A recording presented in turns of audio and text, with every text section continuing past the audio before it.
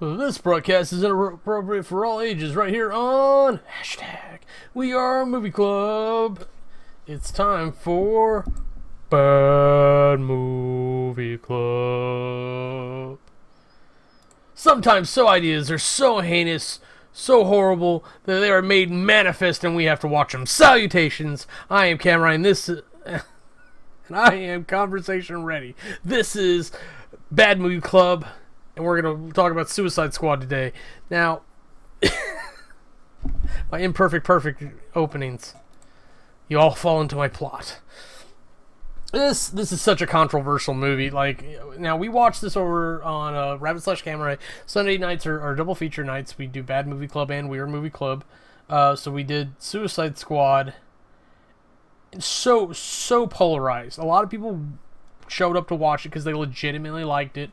I know, right? And a lot of us were like, oh, it's so bad, but we want to see it again. And then some of us were just like, oh my god, this is such trash. I can't believe I didn't know this already before I watched it. Why did I think it was going to be good? Which was kind of an extreme reaction, I thought. I really thought that my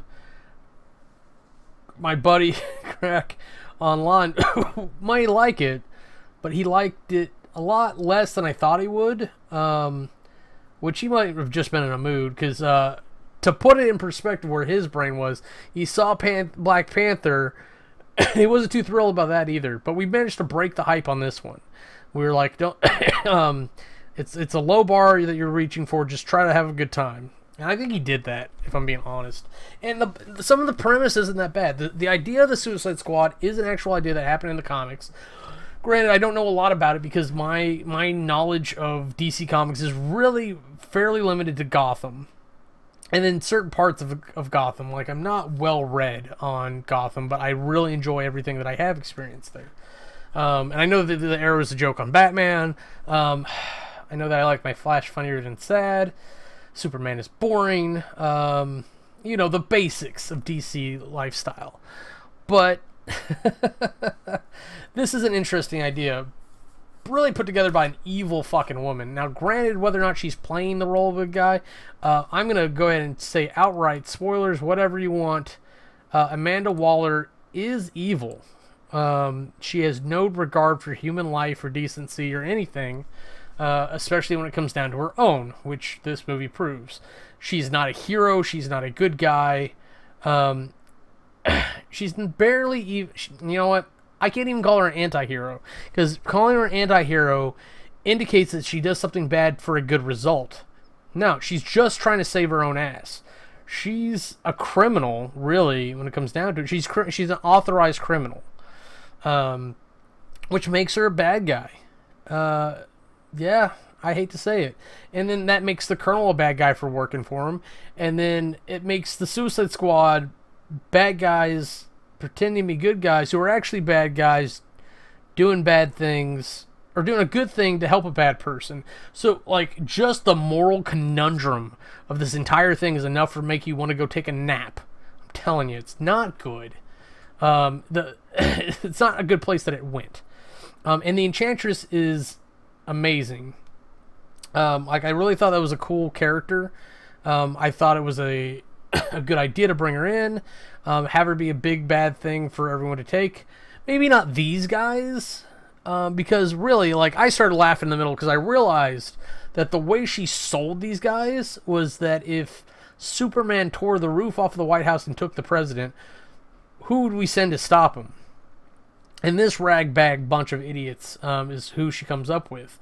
Now, granted, the Enchantress was originally on their side. Under duress, mind you. Yeah, you take a great entity and put it in a box, and they don't enjoy that. You shouldn't do that. Don't do that. No, it's not right. Nope. Nope, not right. So, let's actually get into the movie, because I think if I have to sit here and complain about Suicide Squad without actually talking about it, what happens in the movie anyways, like, I might just lose my mind. I might just have a seizure right here and end it all. It might really be the Suicide Squad, delivering suicide door to door, like Santa. Oh man, I hope someone makes a gif of that. They won't, but it's fine.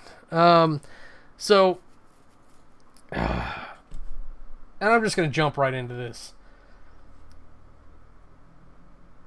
There's a whole thing in Hollywood. Sorry, I said I was going to talk about the movie. Give me a minute. There's a whole thing in Hollywood about whitewashing. It's like they appropriate cultures of different countries, which is really fucked up, or different races, which I still don't understand. But I'm just going to give it to you for the sake of this argument. And then they throw in a bunch of white people to do the same thing that someone of that intended race or whatever could do. But it doesn't go the other way because it's oversaturated with white people. So they say. And I'm not saying that there aren't a lot of them. I'm not saying that there aren't a lot of prominent...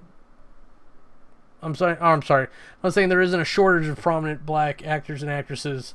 But the problem is that like they tend to get rolled up into these films that are black films. It's like, let's just cast people for what they are and everything. Let's make new characters, new material. And in theory, like you can do that. Like you can make black culture movies and whatnot, and it's fine. So having Will Smith play Deadshot is not intuitive. Now, Will Smith, because he's a good actor, does a good job with the role he was given, but I don't feel like it was written that strongly either. And Deadshot as like a charismatic character is a little weird, but Will Smith makes it work. And they needed someone who had a good acting talent to make that work. So, bully for Will Smith. I'm still ultimately a fan. I like his work. I just think it's a weird thing to address and recolor. But honestly, I thought it was weird that the Norse had like a black guy and an Asian guy too. Like, it doesn't fit. There weren't things back then. Now, granted, we can just go ahead and not celebrate those things that aren't inclusive. That's fine with me. What was there's like that night game or whatever. It's like medieval knighthood. The only thing women are good for is babies. And yeah, let's not make that game. But I'm all for like creating new characters that are black or Asian or whatever. Let's do it. But let's do it. Let's not fuck up what we already have. The reason, and this is my Marvel argument spilling over to the DC universe. The reason that we have these things we like is because they are what they like. When you change fundamental aspects of them, it changes things. Now, if we had done something weird and gave him like whiteface and made him like look like a white guy, like he's still a white guy like in that time period, because he's X amount of age, he still has the same problems, or whatever. It's weird, but it works. I'd rather have that. Like, honestly, it's weird. I'm not saying that, and God forbid they do it the other way around, because I'm acknowledging the problem. It's just, why can't we just leave things alone? Okay, I've ruined this entire video at this point. We're going to move forward with the foot in my back of my throat, because it's deep in there. But, I don't know. I'm just a fan of leaving things as is when they would be popular. But again, Will Smith does an excellent job. I'm just not sure what's going on with it. But Margot Robbie is definitely the one who carries the movie. I'm still not talking about the thing. Oh, no, because we open on Will Smith in the prison. And he's like threatening the guards so they kick his ass, which he shouldn't do. Like, I'm just saying, like I worked in a correctional facility. Things happen to inmates. The ones I saw were semi-justified. Because these are people who have tried to kill and rape you and your neighbors. And then they try to do it to the only people they have access to, the guards. So there's a reason that guards kind of turn as they go. So when incidents happen, that frustration comes out a little bit.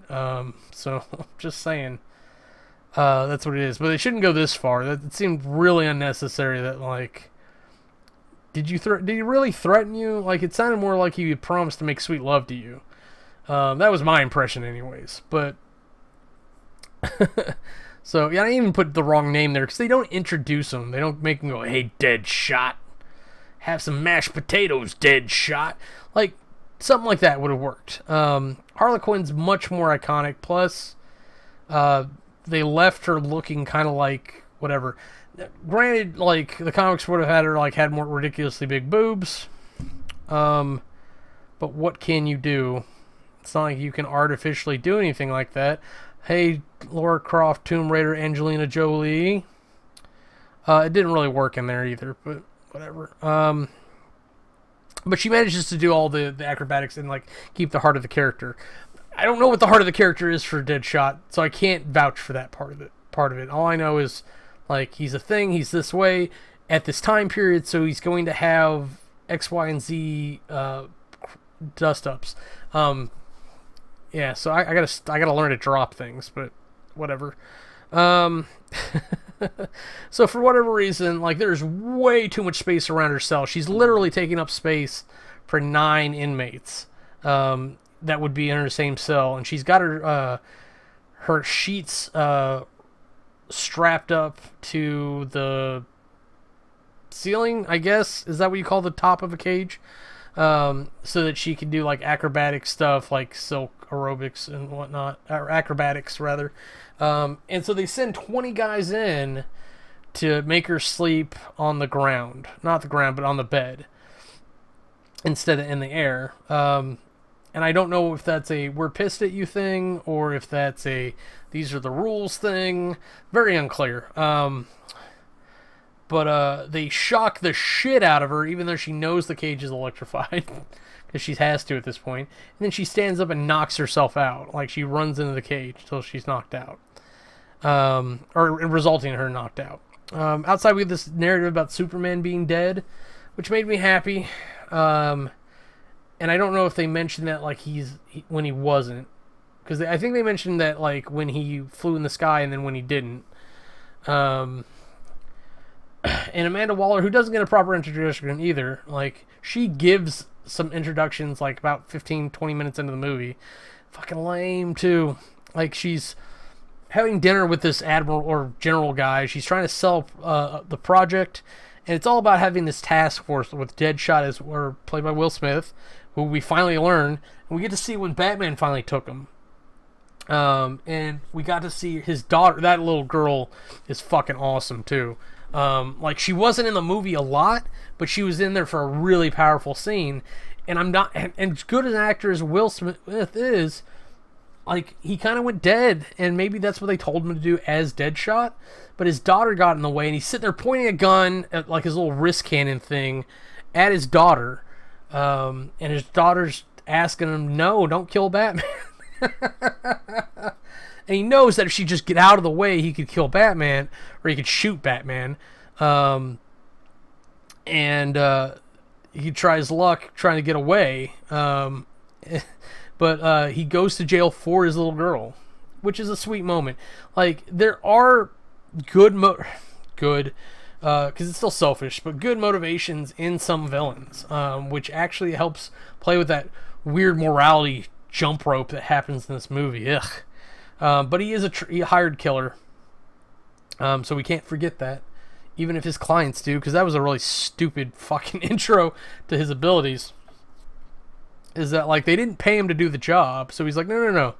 Why would I pull this trigger if you haven't paid me? And I think maybe their argument was like, why would we pay you? Or I'm sorry, if you haven't pulled the trigger, if you haven't done the job. And then he made him double it. For being an asshole. Yeah, don't fuck with people that kill people for a living. Pay them, and hope they kill the right person. And if you want to put a hit out on them later, you deal with that. But it's probably not going to go well for you. And then we had some backstory on Harley Quinn, or some of her origin at least, because we get it like through 15 flashbacks throughout the movie, with the Joker, and we can stop and talk about the Joker for a second too. There are 3 kind of really need someone here to stop me. There are 3 iconic Jokers in the DC Comics. They have all been portrayed on film prior to Leto's Joker. Leto. Prior to his Joker. There was the Romero one, who was the gangster Joker from the comics. I think he was the Golden Age. I could be wrong. Then there was the slapstick Joker. I think it was like late 70s, 80s. Nicholson portrayed that one because he was still kind of doing the mob thing, but he got fucking silly with it. He had punch guns and toys galore. Ho ho! Things like that. And then we went dark. We got to see a somewhat unstable Joker, portrayed by one Heath Ledger. Because you didn't know when he was going to snap. Maybe it's just someone who had, I don't know, grenades strapped to your chairs. Did I ever tell you how I got these scars? Like, that's just a taste of, like, the mentality, the atmosphere that kind of Joker carried with him, the craziness that I fucking loved, even in the comics, because that was the Joker that was so psychopathic that he killed himself to frame Batman, or so we thought. The Killing Joke, it's like one of the biggest things, because it's like it affected so much of the Gotham Knights, and really changed the game.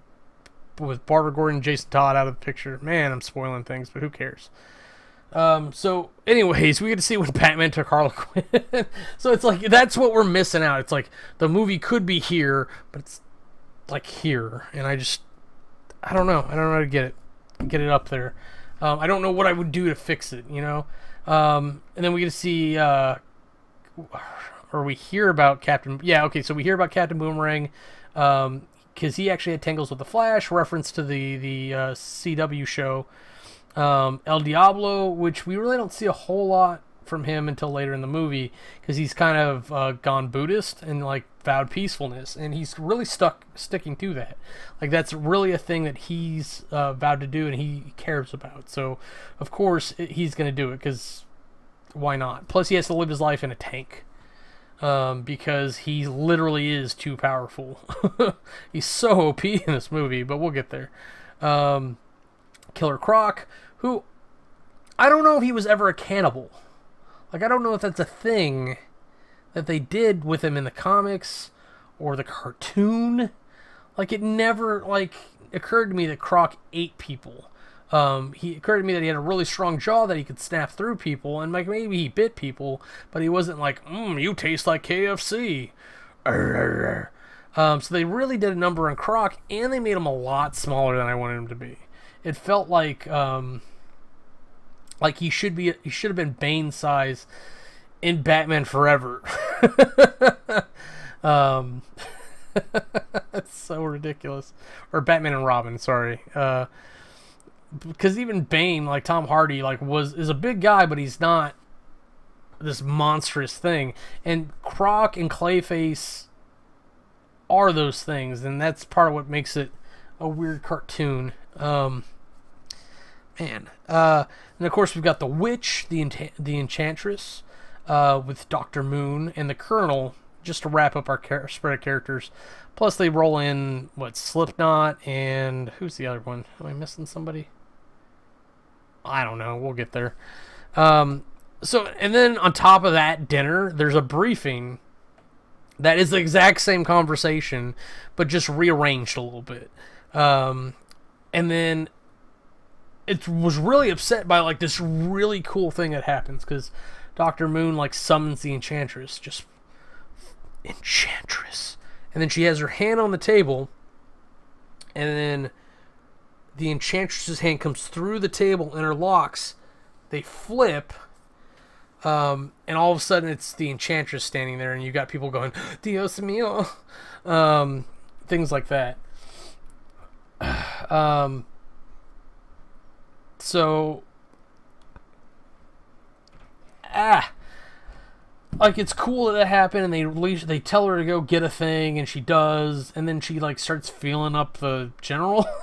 I thought it was a really funny thing. It's like, does a great entity like that being held hostage get sexually repressed? Is that a thing that happens? Like, do they operate on the same biological plane as us? Like, did the Colonel ever partake? There are questions that do not get answers because no one else cares. I'm the only one who cares about how superheroes bang. I blame Kevin Smith because apparently he used to, but like after so many years of no answers, no one cares anymore. But I was really impressed with that idea, and she has to like threaten her to get her to bring Dr. Moon back every time. And apparently Dr. Moon comes back in a panic every time because she can feel like just the Enchantress taking over, and the fact that she is gone, like, and slipping away, take over. So they go and they collect the personnel because, I don't know, I got distracted. Let's be honest. So, but this is before, like, shit hits the fan. So, they get Harley, they get Croc, Diablo refuses, Deadshot gets to go to the range because they want to see what he does, and like he almost shoots one of the guards because he doesn't believe it's real, and then he's just like, I'm gonna touch myself tonight. That's Deadpool, but still, it's that moment where he's just like, woo, I better take advantage of this while I can. And he's so accurate. He's so accurate that he's literally drilling holes through metal. Now,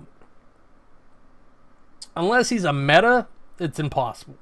Because just the recoil on the automatic weapon that he's firing shouldn't allow him to do that. Physically be able to do that. Now, granted, there is a perfect position, and maybe he knows how to do that by skill, but damn, is that going a long way to get to the same route. It's like you might as well like just try radioactive poison until it gives it to you. We get more Joker crying about Harley, and he's fucking lame. It's this really like iconic scene for the movie that just doesn't make any sense, because we get that the Joker does his own thing and marches to his own drum or whatever, but he doesn't come across as like OCD, just theatrical. So the fact that he takes every knife he can find and puts it in a circle around him, and then lines up the guns because he's out of knives, and then he lines up baby onesies because those are the most dangerous things anyone could possibly think of. It doesn't make him like scary or anything like that. It just, who gives a fuck? Let's be honest. Let's just next scene, and that's what we'll go to. So of course the Enchantress escapes. She manages to manipulate Dr. Moon just enough to either say Enchantress in her sleep or get the Colonel to say it to activate Dr. Moon into the Enchantress. The Enchantress takes him hostage long enough to delay him from calling Waller so that Waller can kill her. She frees her brother and then comes back before they can alert Waller, and then innocently goes back. So like, don't know what she did. But that should set up red alerts, and that should make Dr. Moon inactive almost permanently. Just no one follows protocol anymore. Because sure enough, at the first possible chance, when they run whatever little mission they're running, Enchantress bugs out. Don't even know what they were trying to do with her, but she doesn't do it. She runs and gets to her brother, who at this point, oh yeah, sorry, okay, I am doing this a little out of order, has started to absorb people on the subway, and then like wrecks through the whole moving train. And they do it in a really cool manner. Like the original guy that he infects or whatever kind of like stumbles out to the platform and falls over, and then like what looks like coming through him is like a tentacle or something that spears one guy and drags him to the body, and it just kind of like starts spearing everybody and bringing them in. and it kind of melts everybody into like to form his body, which I thought was really weird, but it makes kind of sense. The way like you see it all form up, very funny to me. I don't know why. So yeah, so there's all that going on, and of course, the prisoners are still refusing. So, and they were probably going to do this regardless whether or not they agreed. So they gather up all the people, like Harley. Then I want to do note that the extractions that they do on Harley and Deadshot are pretty lifelike. I was like, oh, that takes me back to training. So, like, they did a good job on those, and they take them by force, they get them strapped down or whatever, and they put little bombs in their neck. That's not standard. But they even wash Diablo out of his tank, and they make sure they put enough water on him, so, because he's probably pissed that he doesn't fry them all and just go back. But they're deathly afraid of all these people that they're subjugating, which, to me, is kind of a mixed message. Like, yeah, maybe they should be afraid of their powers, but either they're antagonized people that aren't going to be antagonistic back, or they're oh fuck, I lost it. Either they're going to antagonize people that aren't going to be antagonistic back, or they're literally putting people in harm's way when it takes 20 people to handle this person at a time. So it's just, no, throw them in a cell, lock them in a cell, throw away the key, or just dead them. But sure enough, right after they take them all out of the thing, Joker breaks in, and he managed to get in because Joker. He did have a fun little crew with him, though. The guy in the panda suit with the AK-47, nice touch. Plus Slender Man.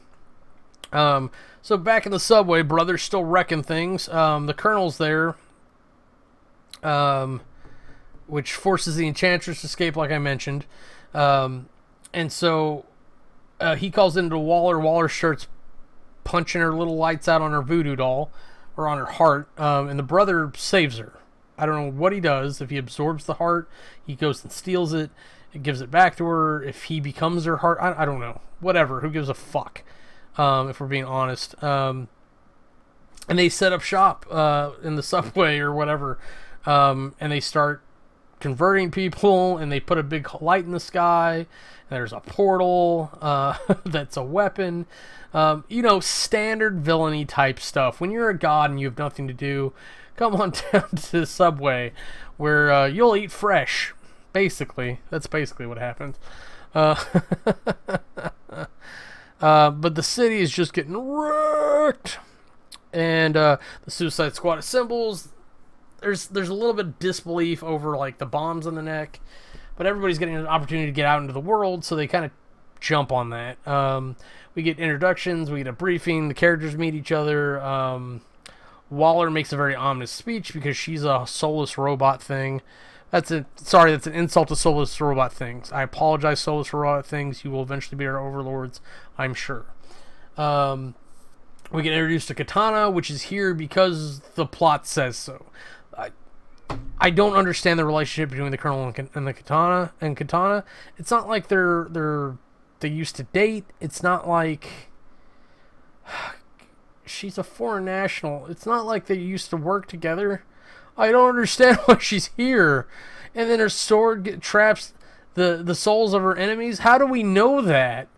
Or the sword, I'm sorry, the souls of those who it slays. So it's got her husband's soul, and that's because whoever had the sword before her killed him, and then she killed them and took the sword. Because it's the only way to keep her husband around. So she's obviously loving it with him. There's no motivation for her to be here. Give her her own movie. Let's move on. So they take a helicopter into the city. Of course, it gets shot down somehow. And then they engage the hostile poop demon things. Don't ask me to describe these things. It looks like a spiky adult toy with eyeballs instead of points. You're gonna have to look it up. because I'm not describing it anymore. It's just bad. Like, they pulsate. I think they vibrate to make noise, to like call out danger. It's ugh. And then the fight's filled with some really odd moments because they go into formation because they have a squad of soldiers with them when they start. And then they take up fighting positions because Deadshot's a shooter. He's got a weapon. Captain Boomerang starts throwing his boomerangs, I'm pretty sure. Slipknot's dead at this point because he tried to escape. Croc and Harley and Katana are kind of just hanging back because they don't have anything to do because they don't fire weapons. Like, Harley's got a revolver, but 6 shots, you know? Supposedly. So we get this weird shot of Katana rushing to the battlefield. And, like, where was she coming from? Like, she should have already been up there. Like, not in front of the guns, but close enough to protect them once the bad guys got close enough, because you've got to switch up tactics at that point once you're overrun. You can either have the shooters fall back and shoot past the melees, the melee fighters, or you just shift lanes. You move the shooters to the outside lanes or the inside and have the melee clean up. Drag them out of the line of fire to finish them off, because they're all, once they're that close, who cares? Legitimate strategies, just saying. But then Deadshot runs so far forward that no one else can get a piece. Like, he literally just runs up about, I don't know, 25, 50 meters ahead of everyone, gets on top of a car, and just finishes off the rest of the army. Which I guess shows what exactly a badass Deadshot is, but whatever. He's got to be low on ammo at that point. Who says that his ammo matches the ammo of anyone else there? And it seemed like he was blowing off some steam, really. Which, it's hard to blame him.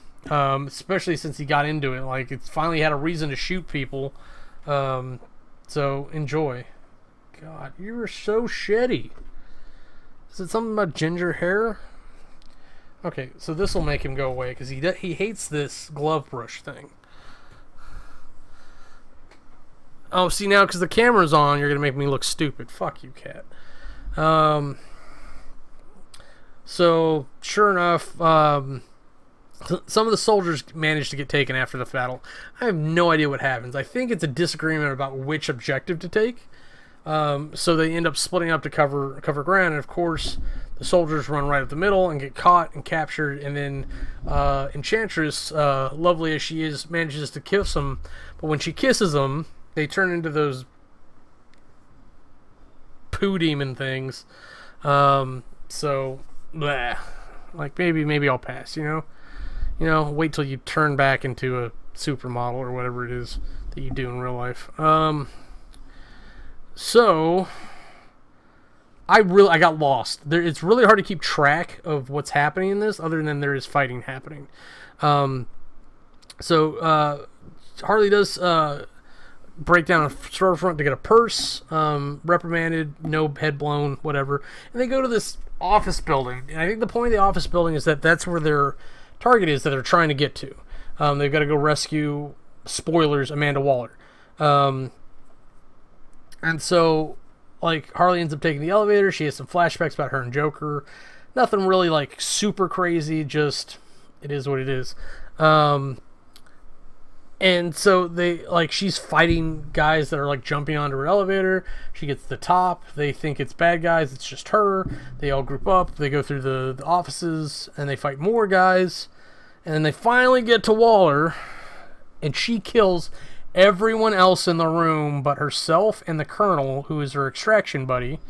And I'm really kind of curious why they didn't dead him, or she didn't dead him too, but that's fucked up. Like, they're thinking, like, oh, if we finally got rescued, they're finally we're finally safe. I love my boss. She's great. She's a little bit of a hard ass, and yeah, so Amanda Waller is evil.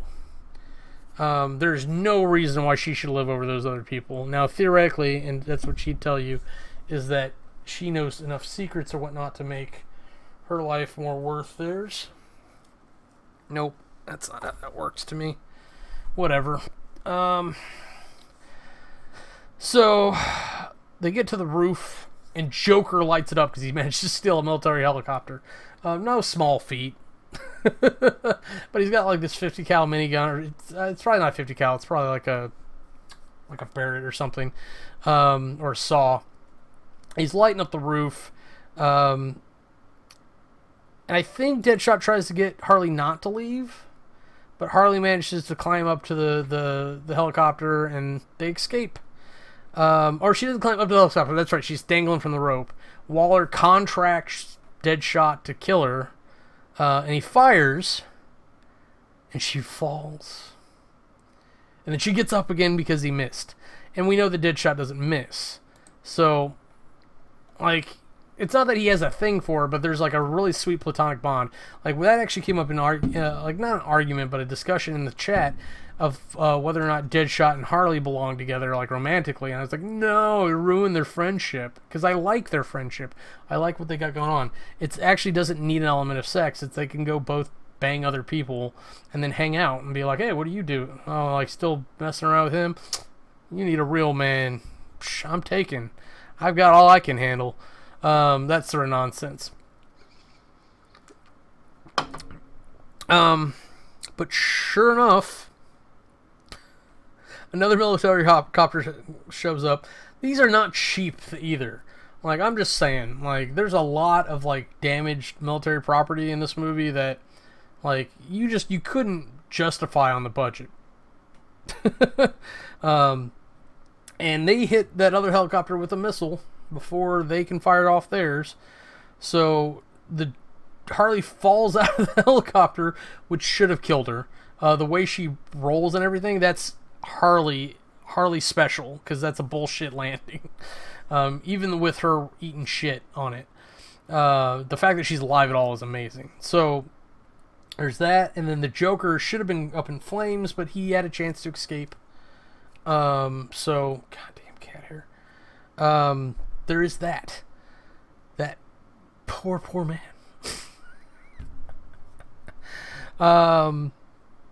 So she, of course, doesn't know what the hell to do with herself.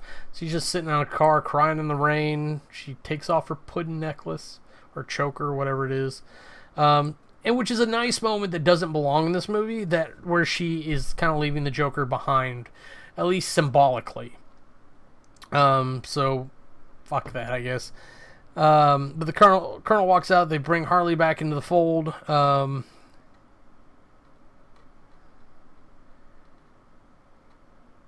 Sorry, I got lost here. So Enchantress and the brother have like this portal weapon thing, of course. At this point, they have Waller, because things happened. I don't remember.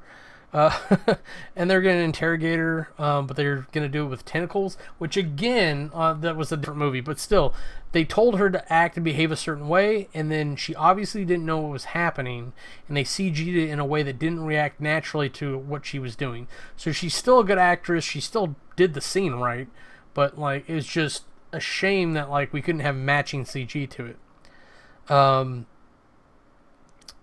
The Colonel starts giving backstory on chicks. They found like the little folder thing. So the whole squad goes for a drink. They're like, fuck this. Deadshot's point. It's like, fuck this. I'm going to go get a drink. You kill me if you want. Because at this point, like, what are your options? It's like, I have my head blown up, or I can go fight this demon monster thing for seemingly nothing. So they kind of like have some nice moments going in there and bonding. Even Katana, where she's not a thief and she doesn't really get metaphors enough to understand honor amongst thieves, or no honor amongst thieves, or whatever. And Diablo gives his sad little backstory, and it is like he killed his wife and child because he couldn't control his fire temper. So that managed to get him to vow to never use his powers again, which is the wrong answer. Never say never. The point should be to get control of your powers, and have control of their use. You don't have to go out and be a superhero if you have powers, but at the same time, fuck, like, don't accidentally be a villain, you know? Now, of course, this is a Cholo gangster with like a skull tattoo on his face, so maybe he was already gone. I don't know. He seemed nice enough in the movie, like he had reformed himself. Oh yeah, so, and then the Colonel like gives a little bit more of backstory. He breaks the detonator to kind of like punctuate the story. Captain Boomerang immediately takes off, and then he shows up later with beer in a can after he left a bar without it. So I don't know where he went, if he had a stash or what, but he comes back like almost immediately. It's really weird because Deadshot and Harley kind of inspire everybody, like, yeah, you're not doing anything else. Let's go take care of this problem that we all have. Because, shit, I keep my stuff here on this world. To quote the Tick, the Earth, that's where I keep my stuff. No one has a better Tick voice than Patrick Warburton. No one. I haven't really been rambling for me to go on fucking this long. Ran all that football in the beginning. At the villain FOB, forward operating base for those who don't speak it. Excuse you. So the Enchantress almost immediately knows they're there, and I didn't realize that she was psychic. But it's really kind of difficult to deal with psychics. Like they pack no punch, they're crunchy. But, like, if depending upon their range of control, like, they're super hard to deal with tactically. It almost doesn't make sense at times. So she gets in their heads. They start seeing them things. And then she shows Diablo the family that he burned alive. So he's like, no, this ain't real. And he has to kind of, like, smack everyone else to wake up. And, of course, that's a one-trick pony. So they actually have to fight. So she calls in her brother. Katana cuts off his arm, which I thought was impressive, but she's basically out of the fight after that because I'm pretty sure he punches her and knocks her out or something. Here's a question: if her sword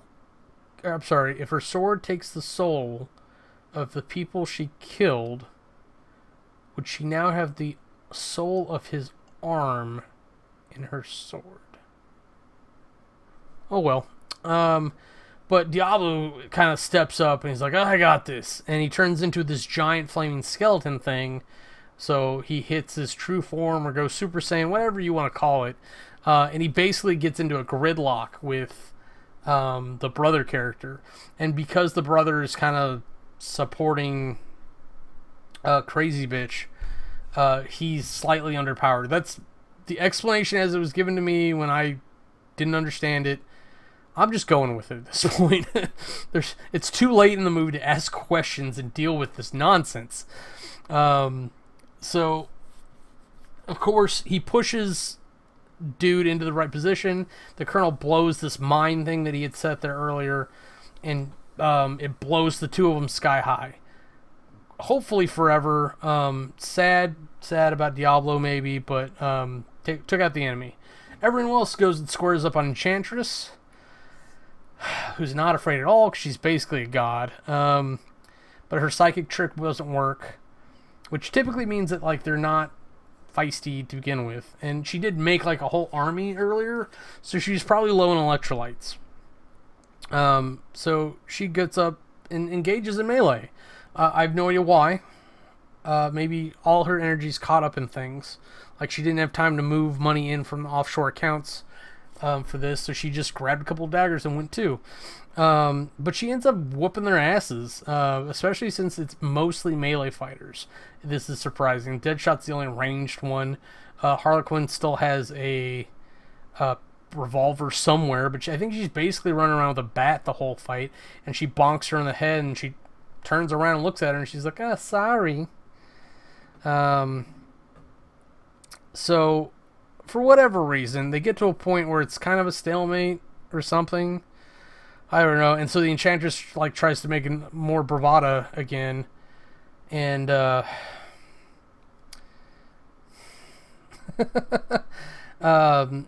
she gives him like another chance to surrender, essentially. But I can't understand the motivations behind it. Like, just kill him. Just be done with it. And then Harlequin is like, I'm tired. There's nothing out there for me. I miss my pudding. Like, can you give me back my pudding? That's basically what it is. And maybe that's the deepest voiced Harlequin impression you've ever heard in your entire life. But I feel like the accent's on point. Pudding, Mr. J. I just can't do the high inflections. That's okay. But she feigns getting all the way up to the Enchantress and kneeling and worshipping, and then cuts the bitch because that's what she do. The other guys, I don't know where they got it from. I'm being completely honest. Like, maybe it was just on a dead soldier, but they have this like rigged, or maybe the Colonel shows up with it, but this rigged bomb for the vortex, and they throw it in over her head. And of course, the Enchantress can't stop it in time because she's too worried about bleeding out. So she turns back into Dr. Moon. I guess that makes sense. The movie's not well put together. I hope that's been clear at this point. But it's really cool how they do it, because like Enchantress dies and like she kind of crystallizes, and then Dr. Moon kind of swims out of it. They did such a good job with the Enchantress. They really did. Even when she looked like she was from the Ring. Samara. Ring. And then Waller appears out of nowhere, like she was watching the entire fight from behind a column. Such the hero. I bet she gets a pay bump. So she's standing there ready to kill them all again. It's like, come on, let's go. We're putting you back in your cells. And it's like, no, it's not. It's not enough. It's not enough. Like, because she was offering like 10 years off, a triple life sentence. I think is what Captain Boomerang had. Which if they've got triple life sentences, give them more than that. But they ended up opening it up to like, so Deadshot could see his daughter, which is a huge pain in the ass for the amount of security that he's under. And he's like helping her with her math homework, which I thought was really sweet. Harlequin gets a espresso machine of all things. I don't know what Captain Boomerang got, because he got put in a cell and went crazy is what it looks like. Croc got BET, so he got a television, essentially, was what it was. But he's still living in a sewer. If you don't understand what a sewer is where all your poop goes. So, like, in the very least, you can give him a clean environment. Filter the water out, something. Because that would mean that he would stink to high heaven. Ugh. I don't know. Like, I don't know what to say about this, because I feel like I should be saying something like deep and philosophical about the morality of giving these guys, these villains, because that's what they are. At best, they're anti-heroes, but they're closer to anti-villains. They're villains doing bad things in a good way, which is basically what an anti-hero is, anyways. But then Joker breaks Harley out again. It's a prison that he has broken into previously, by the way, and they didn't expect this. They didn't fix anything. I think he ends up like blowing the wall and then like walking in to get her, but still. I can't believe that shit. Okay, I'm gonna go wrap up here. I got another one of these to do. So I'm gonna do one on Black Panther. Come watch that. Come watch movies with us on Sunday nights, double feature. Or Friday nights for Scary Movie Club, or Scary Movie Squad, rather, over on Rabbit/Camerai. So until you see us next time, have a nice day from all of us here on #WeAreMovieClub. This has been Bad Movie Club. If you want to see anything else we're up to, go to click the annotations and they'll take you to our other channels. Thanks for watching.